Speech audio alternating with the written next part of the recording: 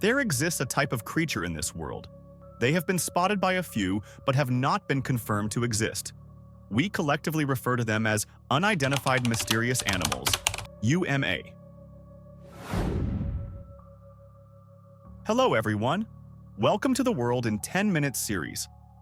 First, I'd like to thank Aliona for supporting this episode. For a long time, mysterious legends from Africa's indigenous peoples have captivated adventurers worldwide. When Westerners first set foot on this beautiful continent, they were amazed by its yet-to-be-discovered species. Local descriptions made them suspect that ancient and massive creatures still lurked in the depths of the rainforests. In this episode, I'll share the story of a large flying cryptid from Africa, which I've mentioned in previous videos, the Kongamato.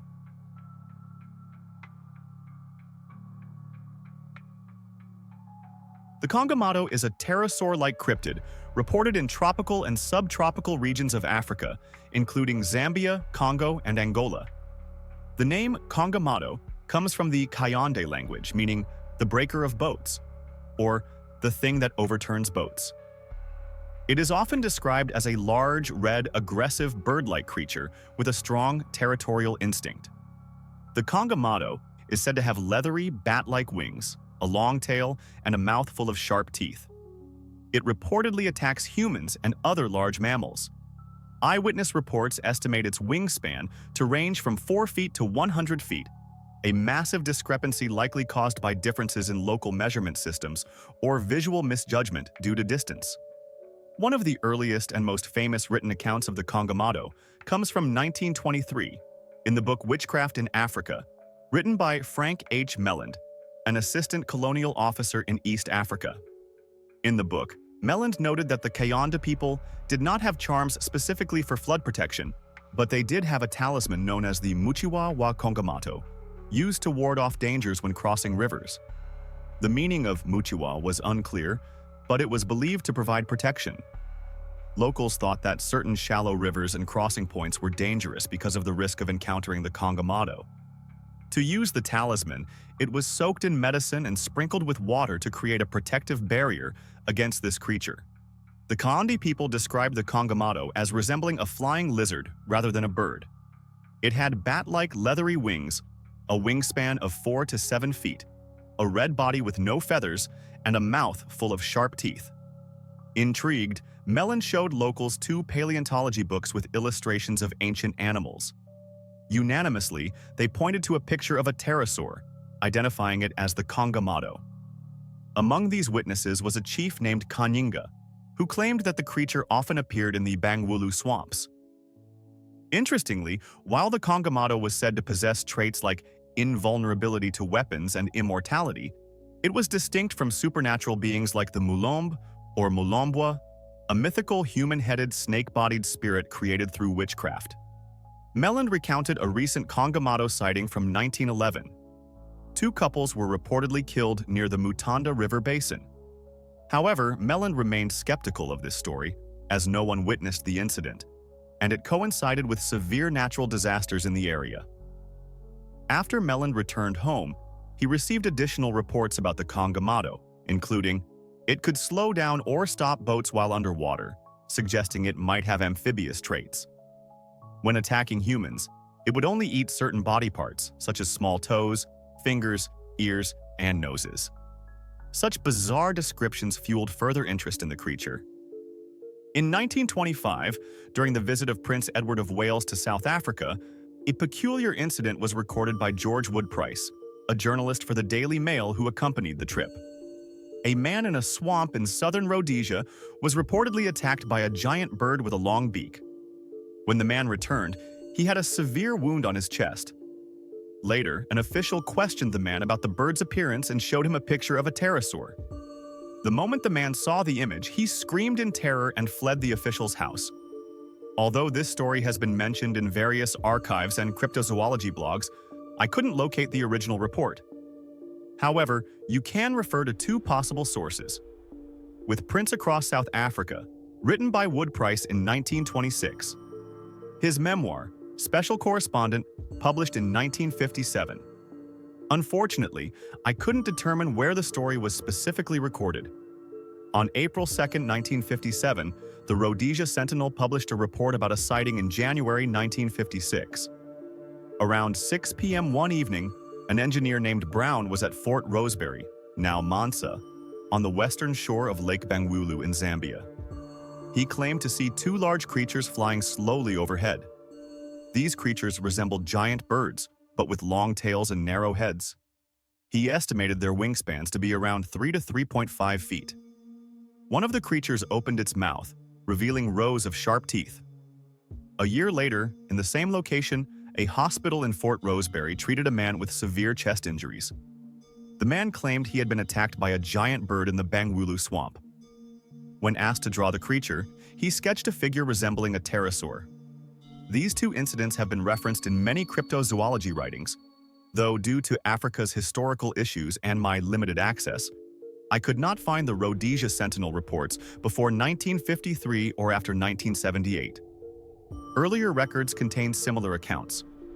For example, in Report on the Kingdom of Congo and its surrounding regions, Italian historian Filippo Pigafetta, 1591, described a rare creature in the Pamba region, now Congo's Kasai province. This creature had dragon-like wings, a long tail with a bell-like structure at the tip, a long nose lined with sharp teeth, scaly skin, 2 legs, and a blue or green coloration. Locals regarded it as a deity and worshipped it, believing its call was a warning from nature. In the 5th volume of Voyages and Travels, 1746, British politician Charles Churchill recorded the accounts of John Barbet, a representative of the French Royal African Company. Barbet described winged serpents or dragons with forked tails, massive mouths full of sharp teeth, and aggressive tendencies toward humans, especially children. These creatures were reportedly the natural enemies of elephants and were commonly seen in Abyssinia, now Ethiopia. In Senegal, remains of these creatures were found near the river, where they were later revered and worshipped. Many 18th and 19th century scholars mentioned similar creatures, although most accounts were second-hand stories or based on tribal legends. In the summer of 1988, Chicago biologist Roy McCall led a team to Namibia to investigate the Kongamato.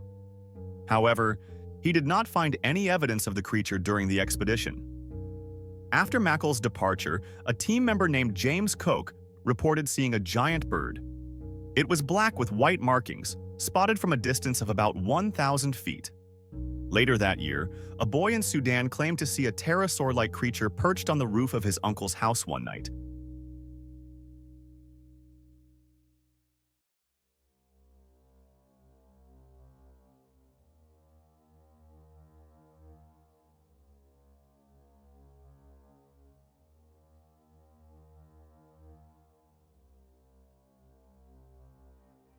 The boy described the creature as being 4 to 5 feet tall, with an olive-brown body and leathery wings, lacking any feathers.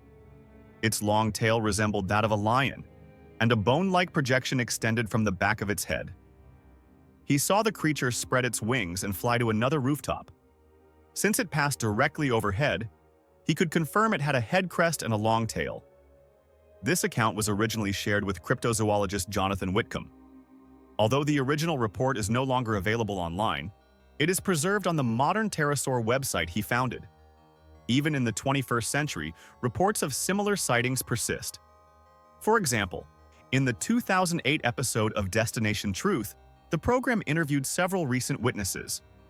All of them described a creature unlike any common bird, with wings resembling those of a bat but broader, and a temperament far more aggressive. One witness who had been attacked refused to be interviewed, but their companion recounted the event. Following local accounts, the program team traveled to Lake Bangweulu, on the border between Congo and Zambia, a hotspot for Kongamato sightings. At dusk, they observed a massive migration of bats searching for food. The spectacular sight made them question whether locals could have mistaken a bat for a prehistoric creature. One local witness revealed that Kongamato not only attacked humans but also hunted snakes and rodents at night. Armed with infrared cameras and night vision equipment, Josh Gates ventured deeper into the swamp in a canoe, hoping to capture footage of the creature. At around 3 a.m., a large flying creature passed overhead. The cameras and thermal imaging equipment captured a silhouette of the creature. Video playback. Hold on, whoa! The team slowed down the footage for review. Unfortunately, they found no further evidence after this encounter. They later showed the footage to Los Angeles wildlife biologist Mike D., who believed the creature in the video was most likely a bat.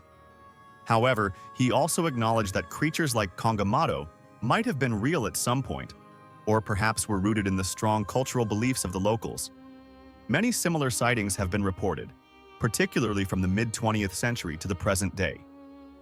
These accounts lead some to believe that pterosaurs, an ancient species, may still exist in modern times. Pterosaurs were a group of flying reptiles classified under Pterosauria, known as the first vertebrates to evolve powered flight.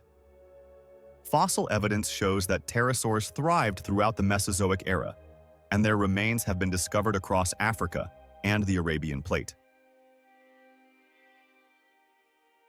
Currently, 17 pterosaur species have been identified, most with wingspans exceeding 4 feet. The largest, Quetzalcoatlus, had a wingspan of 36 to 43 feet, making them formidable aerial predators. Their fossils have fueled the imagination, but most cryptozoologists believe the Kongamato is actually a known large bird species. One widely accepted theory suggests that Kongamato sightings may be based on the shoebill stork, Balaniceps rex. This theory gained traction in the 1950s, led by South African zoologist Dr. Ray Smith. Many zoologists acknowledge that this bird could be the source of mistaken sightings. The shoebill stork, also called the whalehead or shoebill, is a large wading bird with long legs and a massive hooked beak, from which it derives its name. It is the bird with the largest head among modern species, measuring up to 8 feet 6 inches in wingspan. Shoebills are predominantly gray as adults, while juveniles have brown feathers. They are primarily found in freshwater swamps in tropical regions of Central Africa. Scholars believe the bird's large head and rarity might have led to misinterpretations. The crowned eagle is also a large bird, closely related to the black eagle. Its wingspan can reach up to 8 feet 10 inches. Compared to the black eagle, it has a longer beak, measuring up to 14.2 inches. Its face is red, with a black ring in the middle.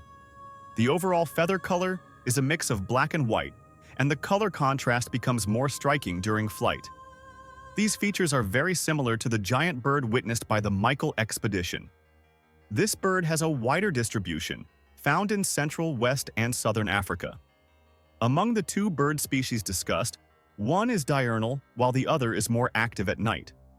However, the biggest issue with this theory is that both species have relatively docile temperaments. So far, there is no evidence to suggest they attack humans. Like most eagles, their vocal cords are underdeveloped, so they cannot produce loud calls.